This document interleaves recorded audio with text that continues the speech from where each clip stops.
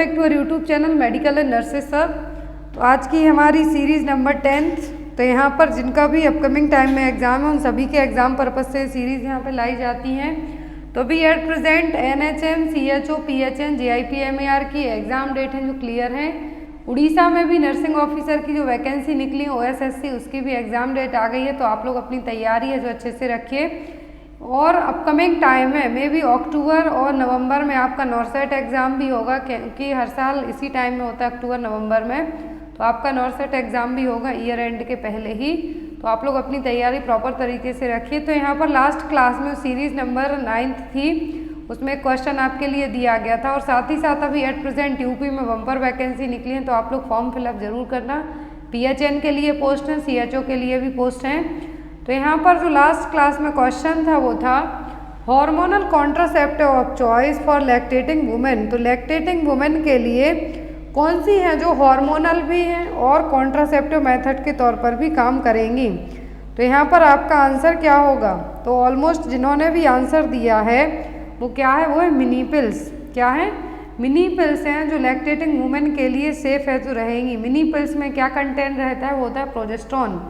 Progesterone pills के लिए ही only progesterone pills या फिर मिनी पिल्स के लिए क्या कहा जाता है, प्रोजेस्टेरॉन ओनली पिल्स। तो यहाँ पर एक कॉन्ट्रासेप्टिव है जो कि जनरली मिनी पिल्स के नाम से मार्केट में अवेलेबल होती हैं। नेक्स्ट है यहाँ पर आज की क्लास का जो फर्स्ट क्वेश्चन है, adjustment of living matter to other things and to environment condition is. तो यहाँ पर कौन सी थ्योरी रिप्रेजेंट करेगी कि जो एडजस्टमेंट है, जो चीज़ें हमारे एनवायरनमेंट में, जो चीज़ें हमारे पास हैं उसके अकॉर्डिंग हमें एडजस्ट करना है। तो ये कौन सी थ्योरी रिप्रेजेंट करेगी? Developmental theory, adaptation theory, general system theory या फिर फिजियोलॉजिकल थ्योरी। तो यहाँ पर कौन सी थ्योरी है जो ये चीज़ रिप्रेजेंट करेगी कि जो चीज़ें हमारे पास हैं उसी में हमें रहना है। तो जो यहाँ पर थ्योरी है वो कौन सी है, तो वो अडेप्टेशन थ्योरी। अडेप्टेशन थ्योरी के अकॉर्डिंग जो भी चीज़ें एट प्रेजेंट में हैं उन्हीं में हमें कोप करने की, या फिर कोप करने के साथ साथ उन्हीं चीज़ों में हमें क्या करना है, रहने की जो हैबिट्स है वो यहाँ पर बताई जाती है किसमें, अडेप्टेशन थ्योरी में। Next one is most important question जो कि आपके एम्स के पेपर के साथ साथ यहाँ पर अदर एग्जाम पर्पज से भी हेल्पफुल है। क्वेश्चन है the drainage that consist of a large number of red blood cells is called. तो कौन सा ड्रेनेज है? ड्रेनेज में कहा है कि large number of red blood cells रहेंगी, तो कौन सा ड्रेनेज है? सीरस, सैंगुइनियस, प्यूरिलेंट या फिर सीरोसैंगुइनियस ड्रेनेज।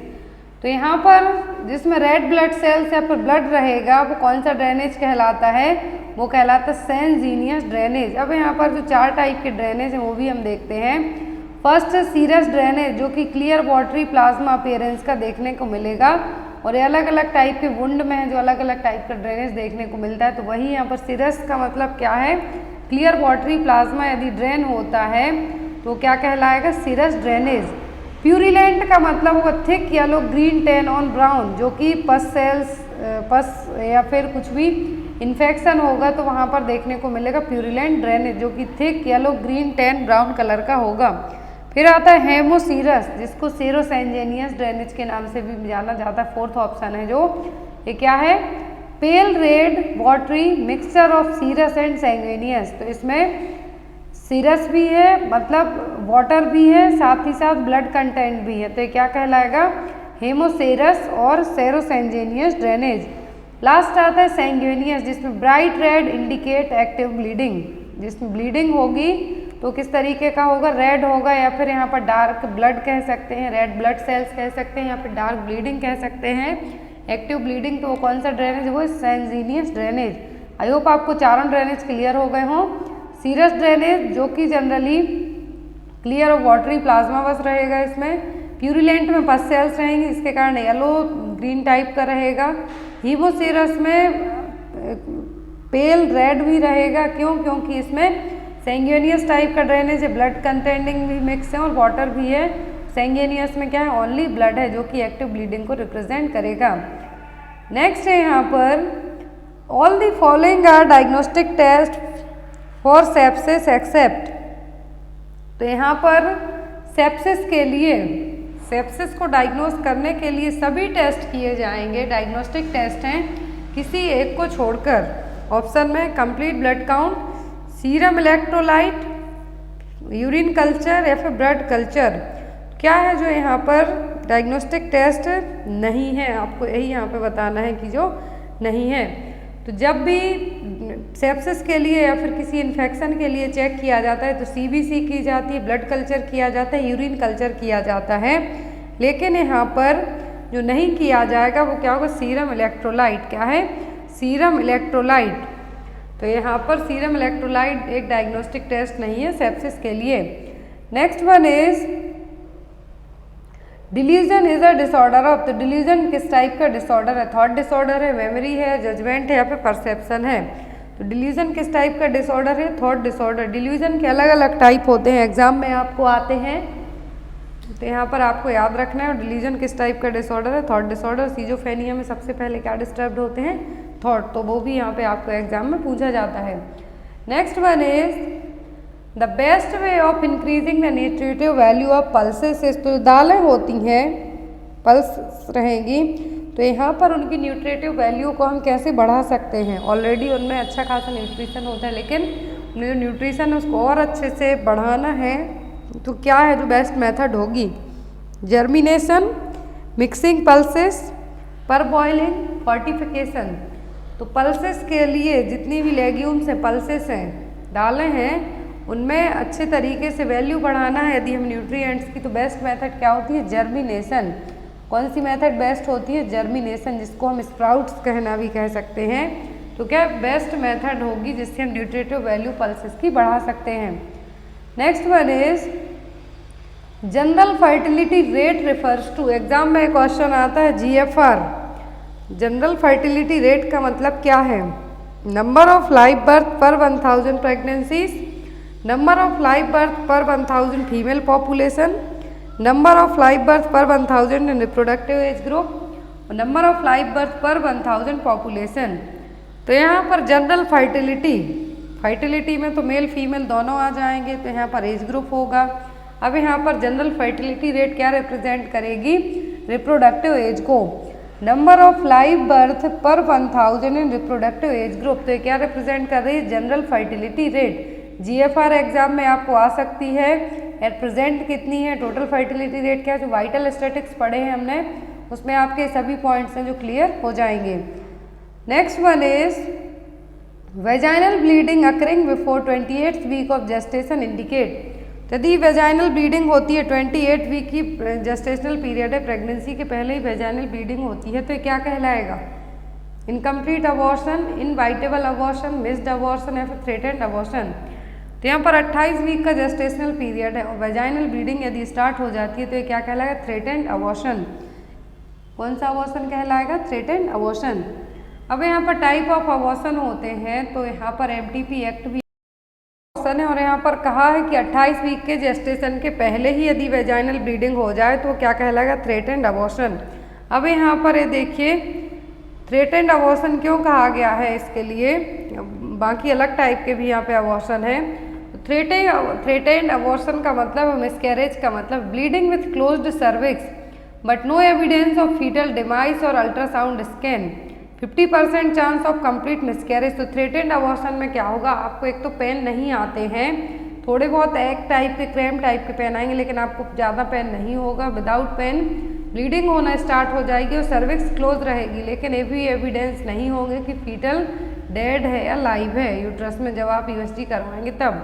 दूसरा होता है inevitable, open cervix but products of conception not at expelled. तो इनवाइटेबल का मतलब है कि सर्विक्स है जो ओपन होगी, लेकिन जो कंसेप्शियस प्रोडक्ट है ये बाहर नहीं आएगा, जो कि एक कंप्लीट मिसकैरेज की प्रोग्रेस भी कहला सकती है। इनकम्प्लीट का मतलब होगा कि पार्शियली एक्सपेल्ड, जो कंसेप्शियस मटेरियल है वो क्या होगा, बाहर आएगा लेकिन आधा आएगा, पूरा नहीं आएगा। फिर आता है कंप्लीट, तो इसमें पूरी प्रेगनेंसी का जो कंसेप्शियस मटेरियल है वो एक्सपेल आउट हो जाएगा, बाहर आ जाएगा। मिस्ड में यहाँ पर क्या होगा, फीटल डिमाइज है लेकिन जो प्रोडक्ट ऑफ कंसेप्ट है, मतलब फीटल डेथ है यूट्रस में, लेकिन अभी वो बाहर नहीं आया है, कभी कभी असिम्प्टोमेटिक भी हो सकता है, ये क्या कहलाएगा? मिस्ड।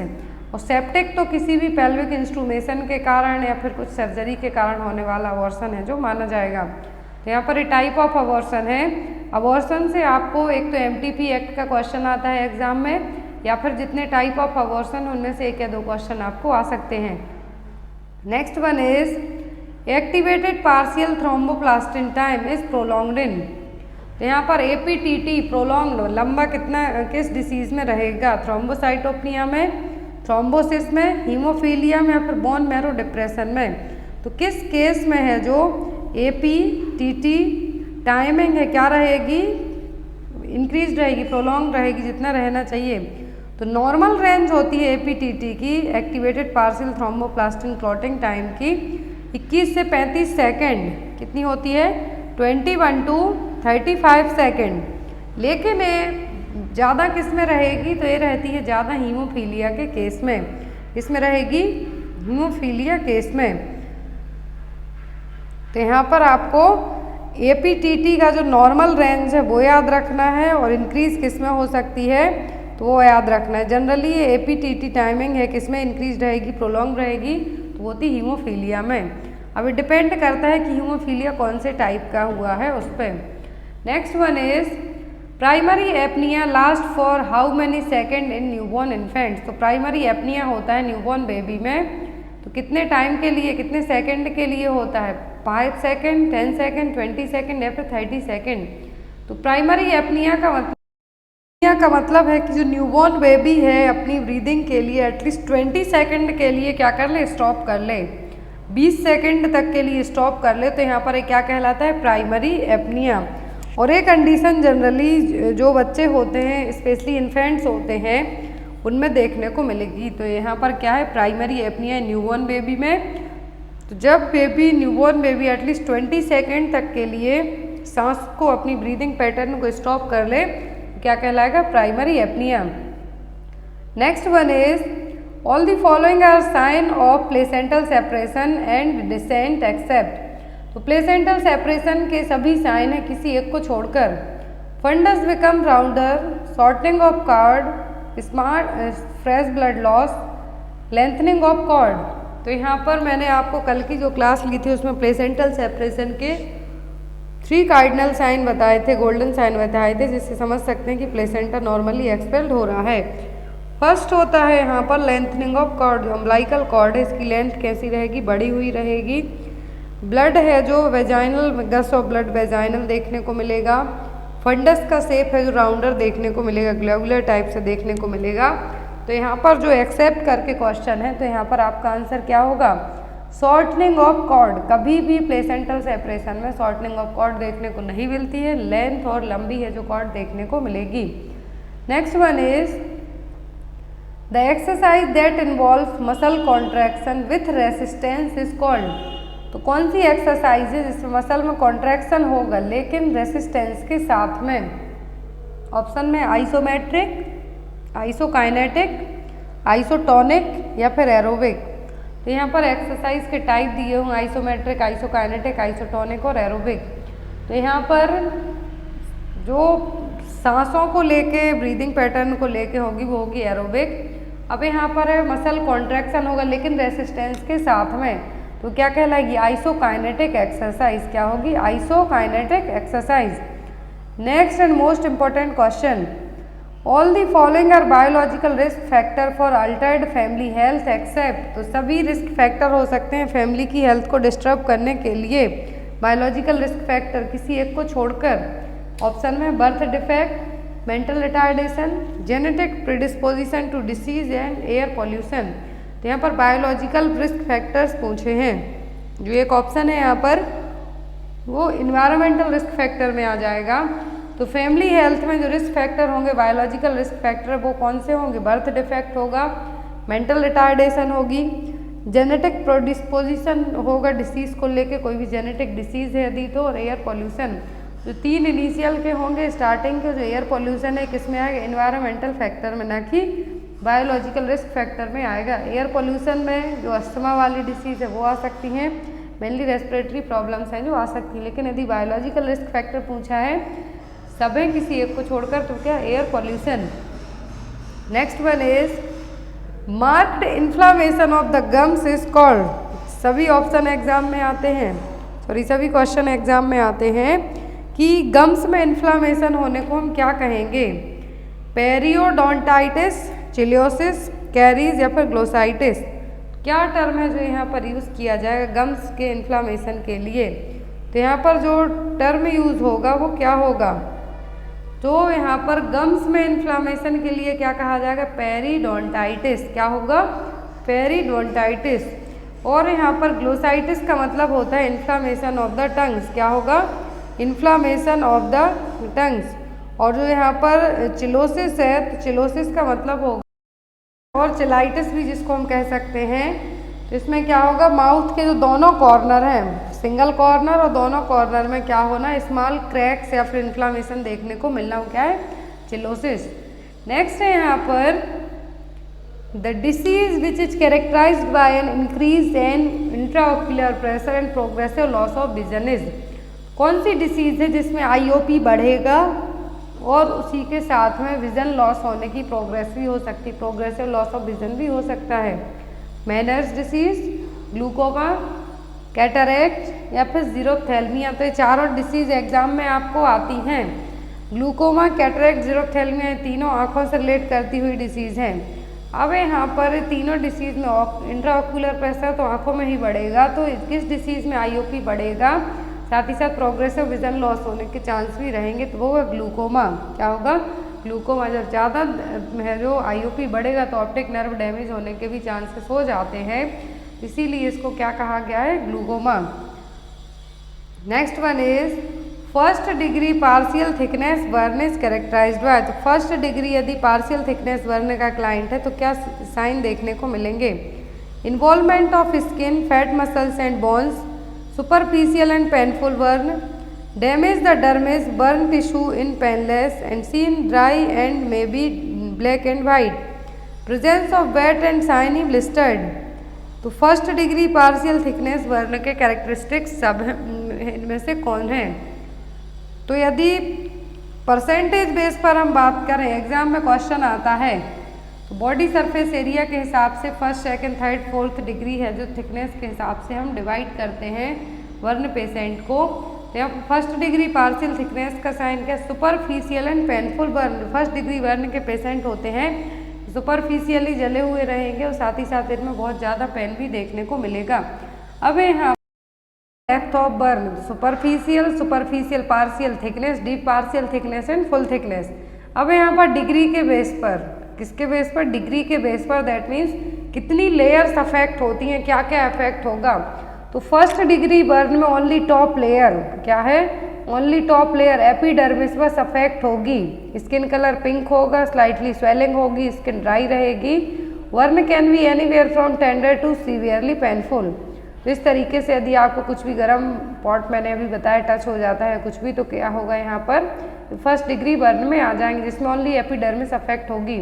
सेकेंड डिग्री बर्न के पेशेंट में एपिडर्मिस और डर्मिस दोनों लेयर्स अफेक्ट होंगी। यहाँ पर क्या होगा, बहुत ज़्यादा पेन होगा, ब्लिस्टर में फ्लूइड कंटेन रहेगा। और थर्ड डिग्री बर्न के पेशेंट रहेंगे, इनमें यहाँ पर दोनों लेयर्स के साथ साथ इवन जो इनर स्किन भी है, सबक्यूटेनियस लेयर है, मसल से भी यहाँ पर अफेक्ट होंगी, किसमें, थर्ड डिग्री बर्न में।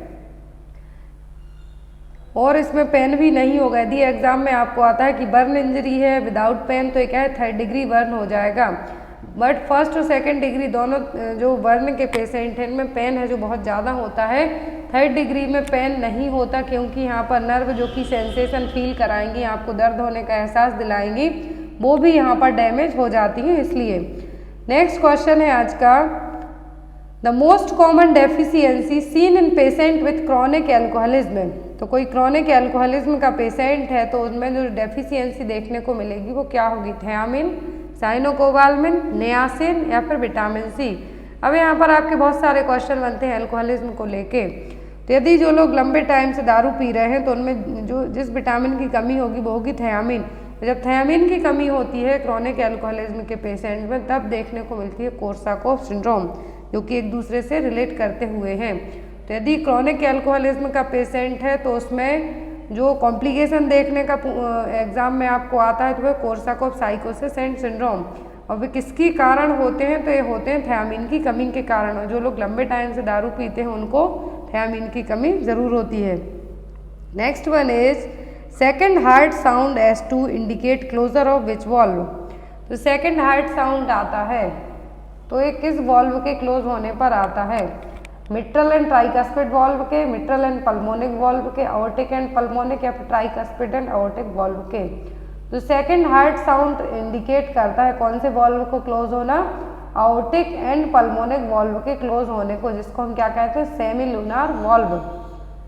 नेक्स्ट है यहाँ पर excessive sleepiness is called. Exam में 3 ऑप्शन दिए, तीनों एग्जाम में आ जाते हैं कभी कभी आपको।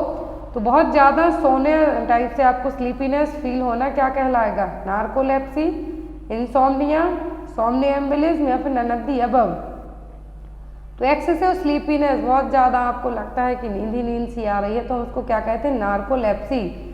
इंसोम्निया का मतलब होता है लैक ऑफ स्लीप, मतलब नींद नहीं आना। नार्कोलेप्सी मतलब बहुत ज़्यादा नींद आते रहना।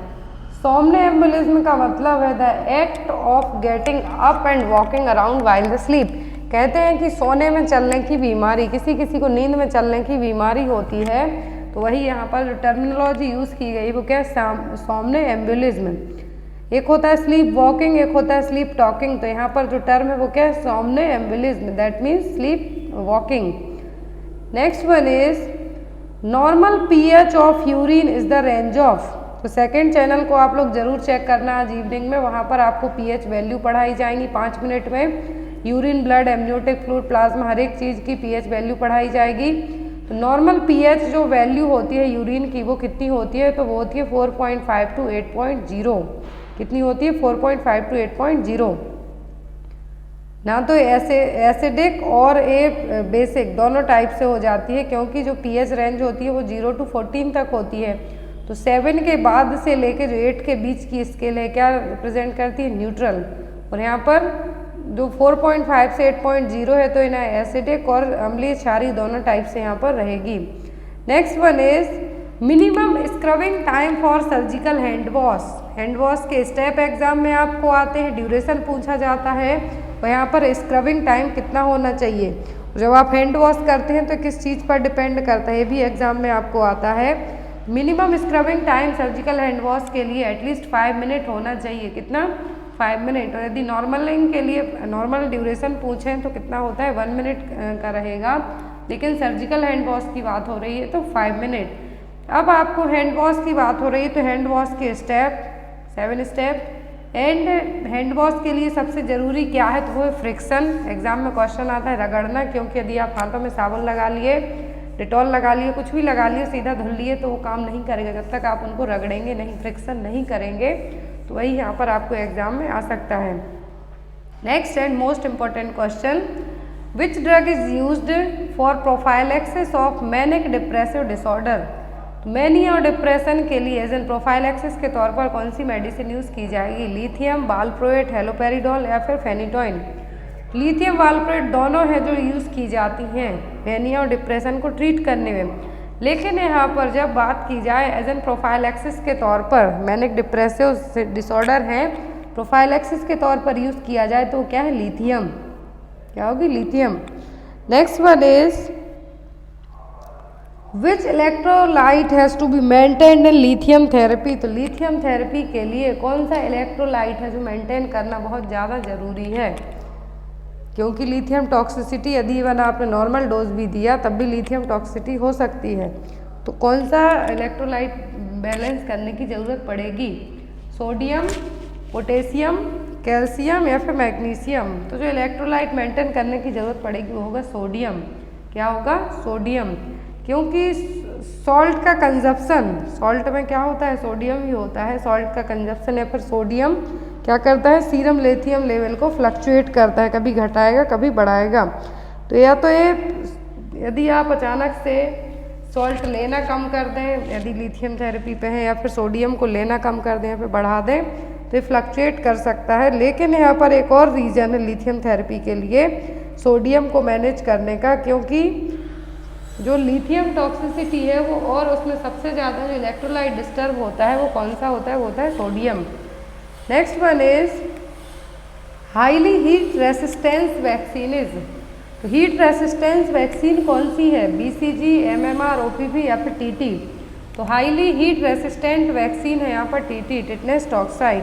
कौन सी है, TT। और हीट सेंसिटिव है तो कौन सी है, OPV। हीट रेसिस्टेंस है तो TT। Next one is the most powerful stimulus for respiratory centre is. Most powerful stimuli कौन सा है रेस्पिरेटरी सेंटर के लिए, CO2 excess, carbon dioxide excess, oxygen excess, increased pH of blood या फिर oxygen lack, मतलब ऑक्सीजन की कमी। तो जो रेस्पिरेटरी सेंटर के लिए पावरफुल स्टिमुलाई है वो कौन सा है, तो वो CO2 का एक्सेस होना, CO2 का लेवल ज़्यादा होना। क्या करेगा, रेस्पिरेटरी सेंटर को है जो एक तरीके से हम ये कह सकते हैं कि रेस्पिरेटरी सेंटर को बहुत ही ज़्यादा तरीके से अफेक्ट करेगा। तो क्या होगा, CO2 का लेवल बढ़ना बॉडी में। Next and most important question, when a patient experiences difficulty in breathing, जब पेशेंट को सांस लेने में दिक्कत हो रही हो, then which position should be provided. यदि पेशेंट को सांस लेने में दिक्कत हो रही है, ब्रीदिंग डिफिकल्टी है, तो कौन सी पोजीशन हम उसको देंगे, Sims position, lateral position, Fowler's position या फिर डॉर्सल रिकम्बेंट पोजीशन।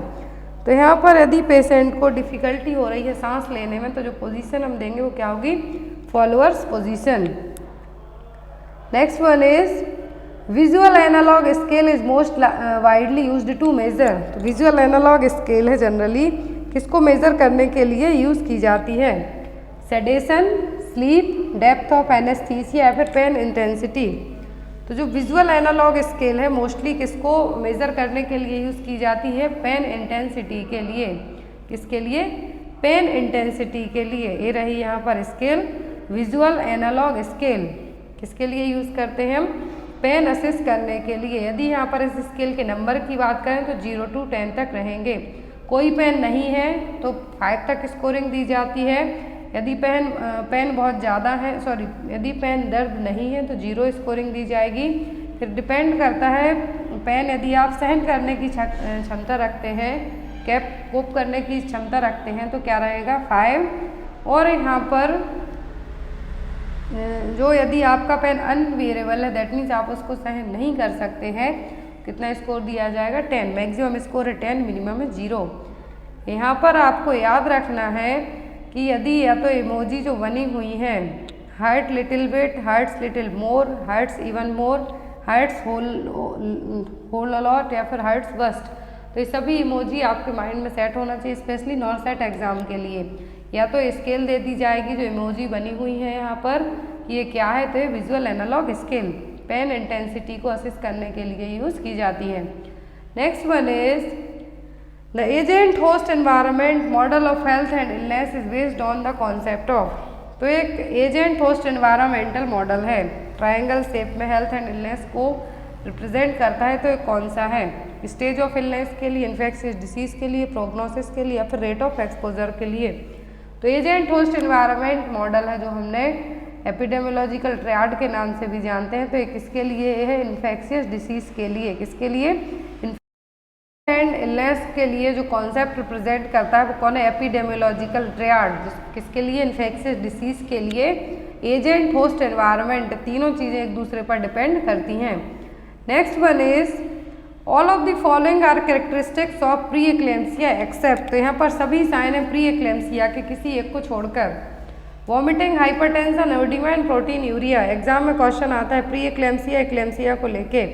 तो यहाँ पर प्री एक्लेम्सिया के साइन सब हैं किसी एक को छोड़कर। तो बीपी बढ़ता है प्री एक्लेम्सिया में, एडिमा देखने को मिलेगा, प्रोटीन यूरिया होगा, एक क्या है क्लासिकल साइन है, लेकिन वॉमिटिंग देखने को नहीं मिलेगी किसमें, प्री एक्लेम्सिया में। तो यहाँ पर आपका आंसर क्या होगा, वॉमिटिंग। नेक्स्ट है यहाँ पर, और जो एक्लेम्सिया और प्री एक्लेम्सिया क्या है, प्रेगनेंसी में होने वाली हाइपरटेंशन की प्रॉब्लम है। कौन सी है, प्रेगनेंसी में होने वाली हाइपरटेंशन की प्रॉब्लम है। Next one is oxytocin is secreted by, तो ऑक्सीटोसिन का सीक्रेशन कौन करता है? Posterior pituitary, adrenal medulla, anterior pituitary या फिर एड्रिनल कॉर्टेक्स। तो ऑक्सीटोसिन का सीक्रेशन करता है कौन? Posterior pituitary gland. कौन करता है? Posterior pituitary gland. Next one is cell mediated immunity is achieved by, तो सेल मीडिएटेड इम्यूनिटी है किसके थ्रू बनती है? Beta cells, T cells, neutrophils या फिर इसोनोफिल्स। वन लाइनर क्वेश्चन है यहाँ पर। सेल मीडिएटेड इम्यूनिटी किससे बनती है? तो ये बनती है टी सेल से। किससे? टी सेल से। Next one is violet blue discolouration of vaginal membrane is, तो वायलेट ब्लू कलर का वेजाइनल मेम्ब्रेन होना कौन सा साइन है? ये साइन आपको एटलीस्ट 100 टाइम से ज़्यादा बार पढ़ा दिए हैं। ओसिएंडर, हैगर्स, जैक्नियर या फिर ब्रैक्सटन हिक्स। तो violet blue discolouration of vaginal membrane कौन सा साइन है? जैक्नियर साइन और चैडविक साइन, दोनों सेम नाम है, जैक्नियर और Chadwick sign. Next one is stranger anxiety develops by the age of, बच्चों में स्पेशली कोई नए आदमी को देख के बहुत ज़्यादा एंजाइटी टाइप से देखने को मिलेगी, डर टाइप से देखने मिलेगा। वो क्या है? 3 मंथ आफ्टर बर्थ मिलेगा, 6 month after birth, at the time of birth या फिर 8 मंथ आफ्टर द बर्थ है। तो 3 महीने के बच्चों में सोशल स्माइल, ये क्या है? पीडियाट्रिक का क्वेश्चन है कि क्या डेवलप होगा। 3 मंथ के बच्चों का जो डेवलपमेंटल माइलस्टोन टास्क है वो है दूसरों को देख के स्माइल करना, चाहे उन्हें जाने या ना जाने। 6 मंथ में बच्चे क्या करते हैं? बैठना स्टार्ट कर देते हैं। और यहाँ पर 8 मंथ की बात हो रही है, तो स्ट्रेंजर एंजाइटी जनरली बच्चों में 8 महीने की एज में देखने को मिलती है, क्योंकि वो उस टाइम पर जानने लगते हैं कि उनके पेरेंट्स कौन है, और जिनको वो नहीं जानते, अजनबी स्ट्रेंजर, उनको देख के उनको एक डर लगता है, एंजाइटी फील होती है। Next one is most important question है, all the following are major Jones criteria for rheumatic fever except, तो सभी जो जोन्स का क्राइटेरिया है, मेजर जोन्स क्राइटेरिया है र्यूमेटिक फीवर को लेके किसी एक को छोड़कर, तो यहाँ पर ऑप्शन है कार्डाइटिस, माइग्रेटरी पॉलीआर्थराइटिस, फीवर या फिर एरिथेमा मार्जिनेटम। तो जोन्स के क्राइटेरिया माइनर मेजर 2 तरीके के सिम्टम बताए थे इन्होंने र्यूमेटिक फीवर के। जोन्स क्राइटेरिया में मेजर सिम्टम्स जो नहीं है र्यूमेटिक फीवर का वो है फीवर। जोन्स का क्लासिफिकेशन देखिए यहाँ पर क्या है, जोन्स ने क्लासिफाई किया था र्यूमेटिक फीवर के सिम्टम्स को माइनर और मेजर में। तो मेजर क्राइटेरिया में साइन है carditis, wandering polyarthritis, chorea minor, subcutaneous nodules, annular rheumatic erythema. तो क्या है मेजर क्राइटेरिया। माइनर क्राइटेरिया का साइन है फीवर, अर्थ्रेल्जिया, ESR और CRP इंक्रीज्ड, प्रोलॉन्ग्ड PQ और PR इंटरवल। तो यहाँ पर आपको जोन्स क्राइटेरिया किसके लिए यूज़ किया? र्यूमेटिक फीवर के लिए। र्यूमेटिक फीवर के माइनर क्राइटेरिया के sign, major criteria sign according to Jones classification याद रखना है। यदि मेजर पूछेंगे तो आपको मेजर के याद होना चाहिए, माइनर के पूछें तो जनरली एक्सेप्ट करके क्वेश्चन आता है, दोनों में से यदि पूछते हैं तो को आंसर आना चाहिए। फीवर है जो मेजर का साइन नहीं है। Next one is the cells of gastric gland that hydrochloric acid found in gastric juice are called. तो गैस्ट्रिक ग्लैंड के जो सेल्स हैं क्या करती हैं? गैस्ट्रिक ग्लैंड में रहेंगी जो कि HCl को रिलीज करती हैं गैस्ट्रिक जूस में।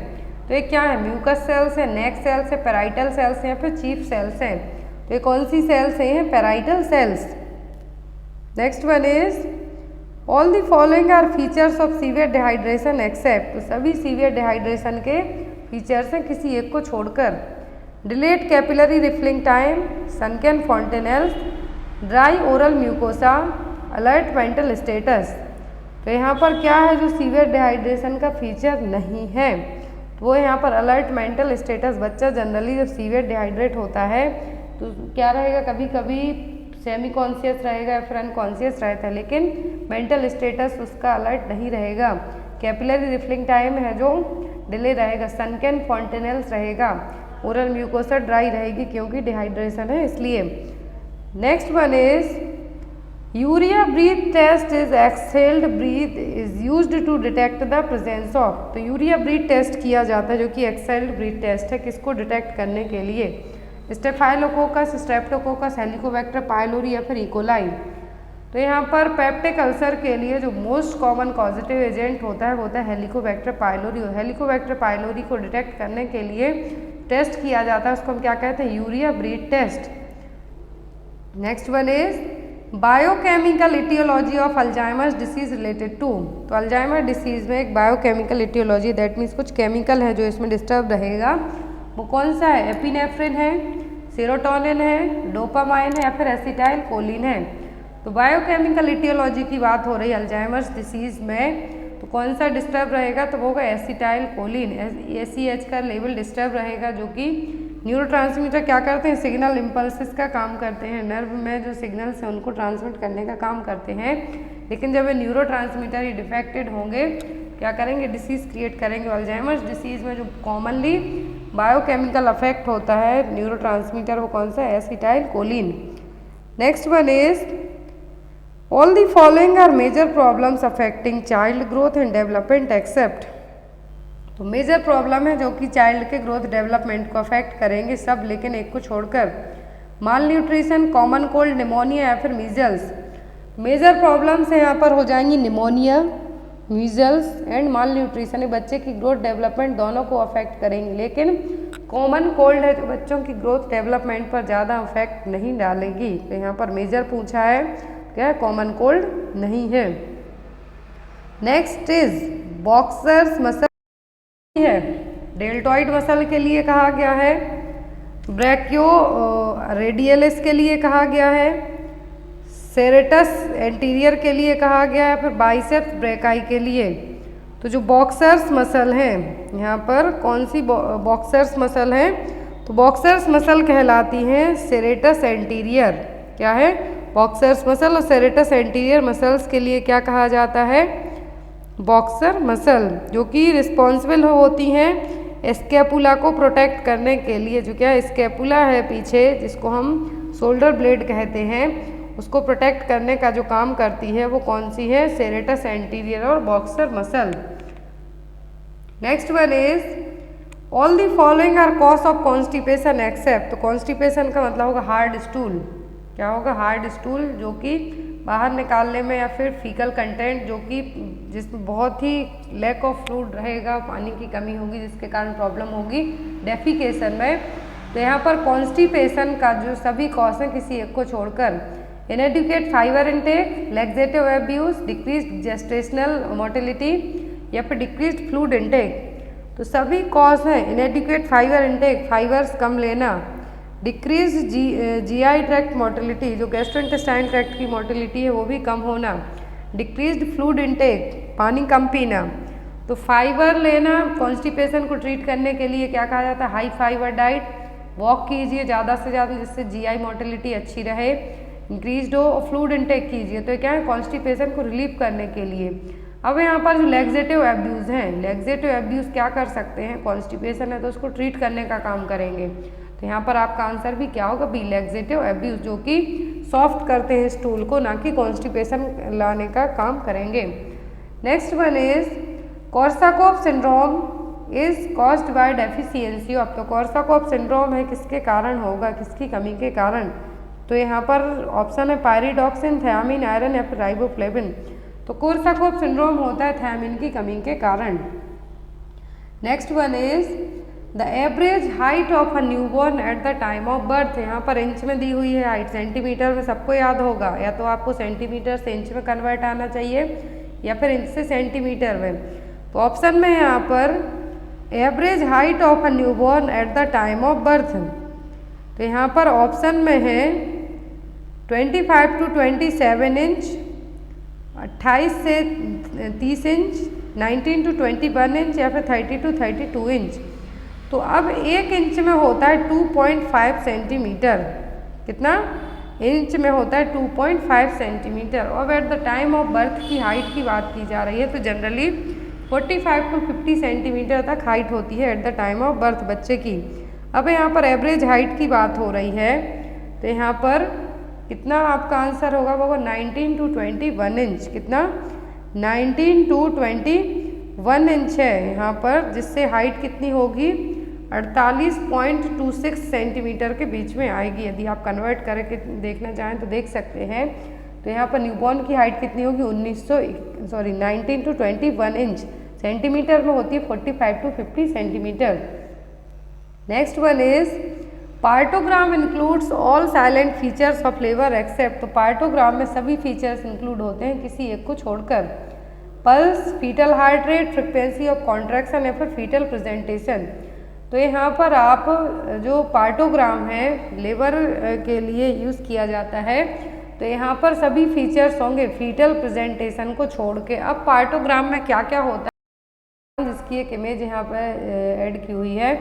तो पार्टोग्राम क्या है, ग्राफिकल रिप्रेजेंटेशन है जिसमें 5 चीज़ें चेक की जाती हैं। एक तो मदर की इन्फॉर्मेशन, मदर का नाम, एज, हाइट, ये सब इसमें रहेगा।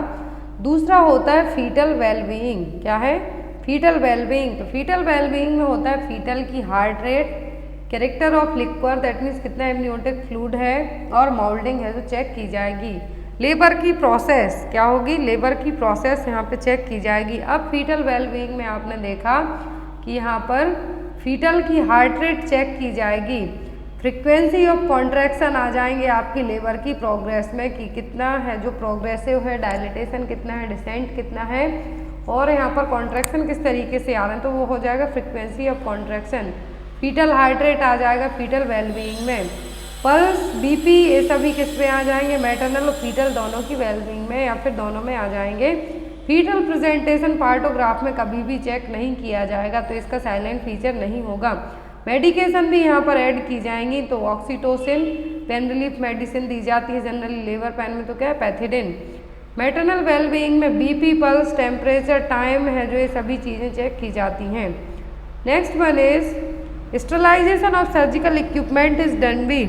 तो जो सर्जिकल इंस्ट्रूमेंट होते हैं उनको हम कैसे स्टरलाइज करते हैं, ऑटोक्लेव से, फॉर्मेल्डिहाइड से, सिड्स फिल्टर से या फिर रेडिएशन से। तो जितने भी सर्जिकल इक्विपमेंट होते हैं उनको स्टरलाइज करने के लिए जो बेस्ट मेथड होती है ऑटोक्लेव। इसका टेम्परेचर, ड्यूरेशन, कौन सी किस बेस पर ये काम करती, तो ये काम करती मॉइस्ट हीट के बेस पर काम करती है। इसका टेम्परेचर होता है 121 डिग्री सेल्सियस 20 to 30 मिनट्स के लिए, और ये डिपेंड भी करता है कि कितना मटेरियल आपने ऑटोक्लेव मशीन में स्टरलाइजेशन के लिए रखा है। Next one is palliative surgery is done. तो पैलिएटिव सर्जरी क्यों की जाती है, to remove the disease, to reduce the intensity of illness, और टू इम्प्रूव सेल्फ कॉन्सेप्ट, या फिर टू कन्फर्म द डायग्नोसिस। तो पैलिएटिव सर्जरी की जाती है कि डिसीज़ की इंटेंसिटी को कम कर सकें। डिसीज़ ट्रीट नहीं होगी इससे, डिसीज़ ट्रीट नहीं होती पैलिएटिव से। इम्प्रूव जो सेल्फ कॉन्सेप्ट है ना, तो उसके लिए ना ही डायग्नोस को कंफर्म करने के लिए, डायग्नोस को कंफर्म करने के लिए टेस्ट किए जाएंगे। पैलिएटिव सर्जरी इसको ट्रीट करने के लिए होगी, इंटेंसिटी ऑफ इलनेस को कम करने के लिए की जाएगी। Next one is human chorionic gonadotropin is produced by. तो जो HCG हार्मोन, इसका प्रोडक्शन कौन करता है, योग सेक, सिंक्टोट्रोफोब्लास्ट, साइटोट्रोफोब्लास्ट या फिर डेसिडुआ। तो प्रेगनेंसी में बनने वाला हार्मोन है HCG, जो कि यूरिन में 8वें दिन ही, यदि आपके पीरियड्स मिस होते हैं तो 8वें दिन ही डिटेक्ट हो जाएगा यदि प्रेग्नेंट हैं तो ब्लड में। तो यहाँ पर HCG का प्रोडक्शन कौन करता है, सिंक्टोट्रोफोब्लास्ट सेल्स। नेक्स्ट है which medicine is used to inhibit the milk secretion from breast milk delivery. तो अब यहाँ पर कौन सी मेडिसिन यूज़ की जाएगी यदि ब्रेस्ट मिल्क को क्या करना है, हमें इनहिबिट करना है, ब्रेस्ट मिल्क का सीक्रेशन हो रहा है मान लीजिए आफ्टर डिलीवरी, तो कौन सी मेडिसिन देके हम क्या कर सकते हैं, जो मेडिसिन है जिसके थ्रू हम क्या कर सकते हैं, ब्रेस्ट मिल्क सीक्रेशन को स्टॉप कर सकते हैं, तो वो है ब्रोमोक्रिप्टिन। एग्जाम में ड्रग ऑफ चॉइस पूछी जाती है, क्या है, ब्रोमोक्रिप्टिन, जो कि मार्केट में जनरली पार्डोलेल नाम से है जो मिल जाती है, अलग अलग नाम से मिल जाती है यहाँ पर।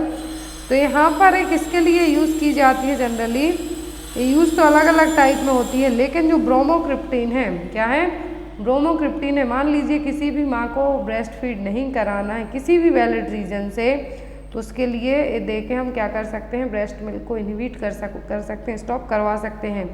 और जनरली मेंस्ट्रुअल प्रॉब्लम में भी यूज़ की जाती है, मिल्क प्रोडक्शन को स्टॉप करने में भी यूज़ की जाती है। तो यहाँ पर जो भी मदर्स या फिर कुछ ऐसी डिसीज़ हैं जिससे माँ अपने बेबी को फीड नहीं करा सकती, तब भी ब्रेस्ट मिल्क को हमें क्या करना है, इनहिबिट करना है, तो हम कौन सी मेडिसिन यूज़ कर सकते हैं, ब्रोमोक्रिप्टिन। अब ब्रेस्ट मिल्क का कुछ कंपोजिशन यहाँ पर 2-3 लाइन में दिया हुआ है, एग्जाम में आता है इसलिए ऐड किया गया है। तो ब्रेस्ट मिल्क में जनरली जो इनिशियल मिल्क होता है येलो कलर का होता है वो क्या कहलाता है, कोलेस्ट्रम।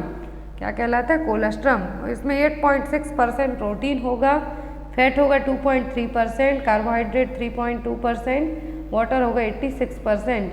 ब्रेस्ट मिल्क में IgA प्रेजेंट होता है। एग्जाम में क्वेश्चन आता है ह्यूमन ब्रेस्ट मिल्क में इम्यूनोग्लोबुलिन A प्रेजेंट होता है।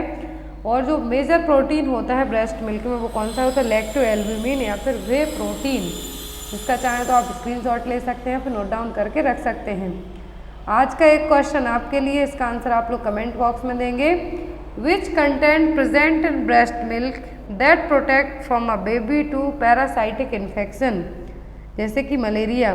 तो ब्रेस्ट मिल्क में ऐसा कौन सा कंटेंट होता है जो कि बेबी को पैरासाइटिक इन्फेक्शन से बचाता है। आपने देखा होगा कि जो इन्फेंट होते हैं जनरली उनमें मलेरिया बहुत ही रेयर केस में देखने को मिलता है। तो एक किस कंटेंट, कौन सा कंटेंट रहेगा ब्रेस्ट मिल्क में जिससे बेबी को मलेरिया या फिर कोई भी पैरासाइटिक इन्फेक्शन नहीं हो पाएगा। PABA, para aminobenzoic acid, immunoglobulin A, immunoglobulin G या फिर लैक्टोफेरिन। तो इसका आंसर आप लोग कमेंट बॉक्स में देना। जो नेक्स्ट क्लास होगी उसमें इसका आंसर आपको बताया जाएगा। Thank you for watching us. Bye bye, have a good day. Thank you.